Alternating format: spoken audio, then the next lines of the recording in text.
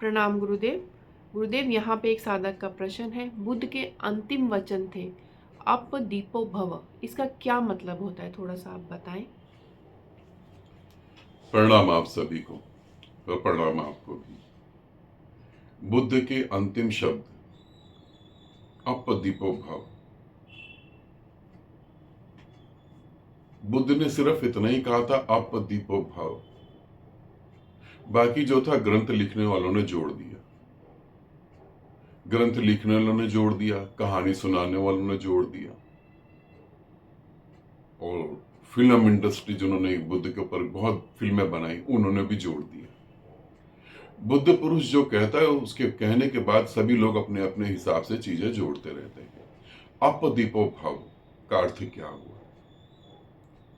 अगर तुम स्वयं, हम सीधा सा साधारण सा अर्थ निकालते हैं। अपदीपो भव मतलब किसी को नहीं मानना, किसी को नहीं समझना, अपने हिसाब से सब कुछ करना है। सुनो सबकी, करो अपनी। अपदीपो भव। अगर यही बात थी तो बुद्ध बुद्धत्व के बाद कई साल तक बोलते रहे, मगर बुद्ध का यह शब्द अंतिम था। तो बुद्ध ने पहले ही से क्यों नहीं बोल दिया अपदीपो भव, और बाकी जितनी भी बातें करी उनको खत्म कर देते बुद्ध। अपदीपो भव का अर्थ क्या हुआ, और बुद्ध ने इसमें अंतिम समय में इसको क्यों बोला? क्योंकि बुद्ध को पता था जो भी तुम्हारी जिज्ञासा उठेगी, बुद्ध उस जिज्ञासा से निकलकर आगे गए हैं, इसलिए बुद्ध तुम्हारी जिज्ञासा को शांत कर सकते हैं। बुद्धत्व घटना एक अलग बात है। बुद्धत्व की ऊंचाई पर पहुंच जाना, और एक ऊंचाई ऐसी भी है कि बहुत ऊंचाई पर पहुंच जाना, क्योंकि बुद्धत्व की यात्रा अंतहीन है, अंतहीन। बुद्ध प्रतिपल विकसित हो रहे थे। ऐसा नहीं कि बुद्ध पीपल के नीचे बैठे थे और उन्होंने जब विपसना अपने आप चालू हुई और उन्होंने बुद्धत्व घटा, बस खेल खत्म। खेल तो अब शुरू हुआ था। उसके बाद बुद्ध प्रतिपल हर पल विकसित हो रहे थे, फैल रहे थे, बढ़ रहे थे। और अंतिम शब्द बुद्ध ने कहे अपदीपो भव, उसका सिर्फ इतना ही सा कारण था कि आप सबकी सुनो, सबकी समझो, सबके पास बैठो, मगर यात्रा अपने अनुभव के बेस पे करना। यात्रा में जो तुम्हारा अनुभव ठीक कहे उसी को ठीक मानना। डिस्कशन करना, गुरुओं के पास जाना, मगर अनुभव को फॉलो करना। अनुभव महत्वपूर्ण है। विवेकानंद ने रामकृष्ण से पूछा कि मैं गुरु कैसे ढूंढूं और किस पर भरोसा करूं? रामकृष्ण ने बोला, सबसे पहला गुरु अनुभव है। अनुभव पे भरोसा करो, क्योंकि वो तो तुम्हारा है।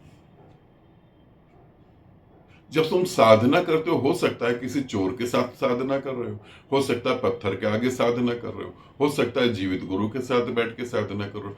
तुम्हारा अनुभव क्या है? तुम्हारा अनुभव क्या है? अनुभव के ऊपर तुम डिपेंड करो अपने को। अनुभव से सीखो। अनुभव सिखाएगा। अपदीपो भव, अपने ऊपर केंद्रित हो जाओ।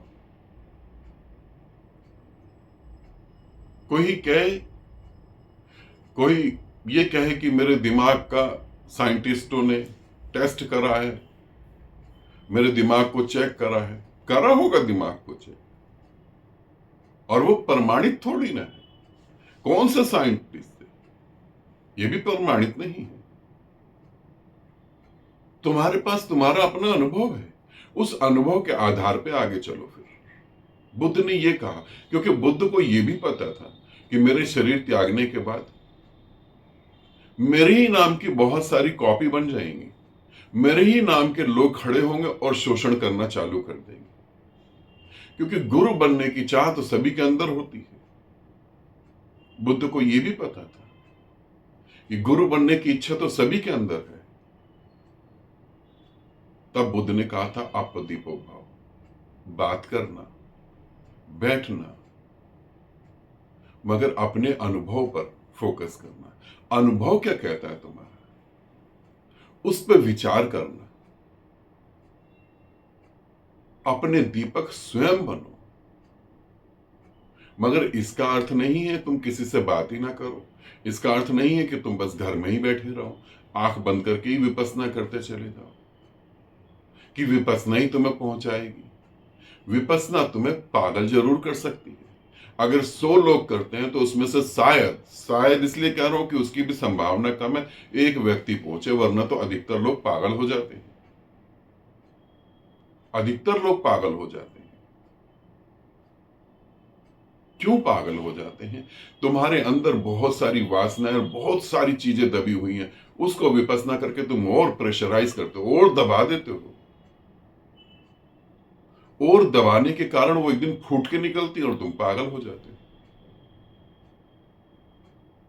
बुद्ध का यह अंतिम वचन बड़ा कीमती है, मगर ये तुम्हें अलग नहीं कर रहा, ये तुम्हें और विराट रूप से जोड़ रहा है।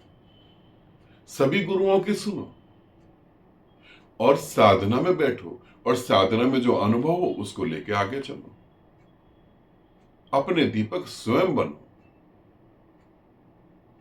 इसका अर्थ ये है। मगर हमने क्या अर्थ निकाल लिया कि कोई गुरु नहीं है। जैसे जय कृष्ण मूर्ति बोलते हैं कि कोई गुरु नहीं है, गुरु हो ही नहीं सकता, गुरु है ही नहीं। यहां कहां गुरु है? अब कृष्ण मूर्ति के साथ जो प्रयोग हो रहे थे वो गुरु ही उनको प्रयोग करवा रहे थे।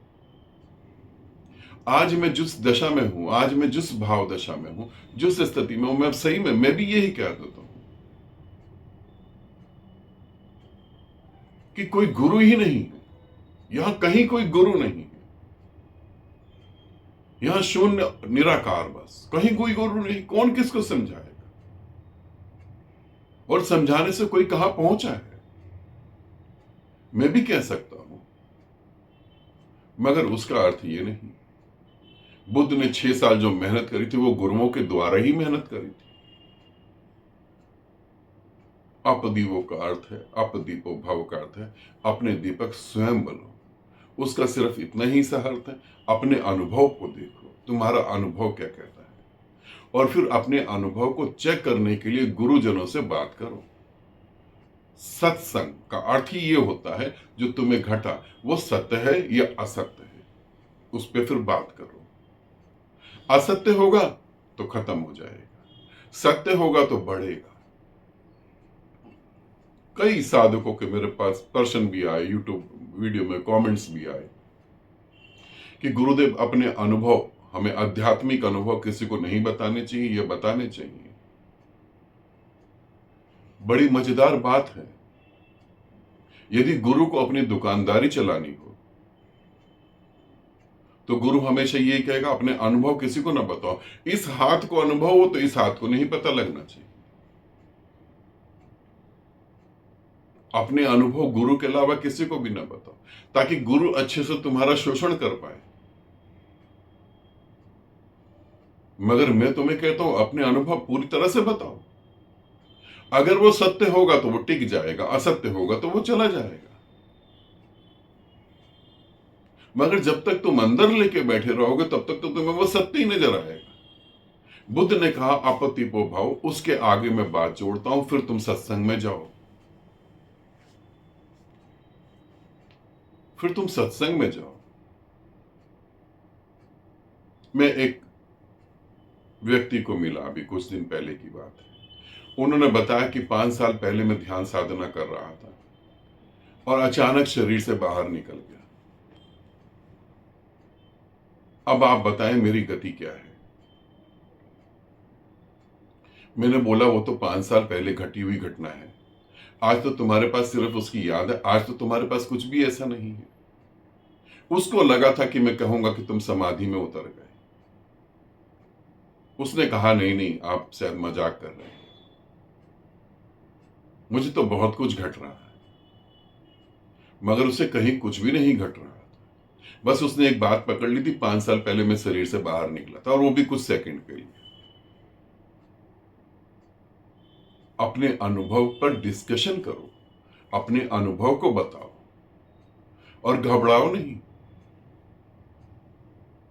असत्य मिट जाए, इससे अच्छी बात क्या हो सकती है?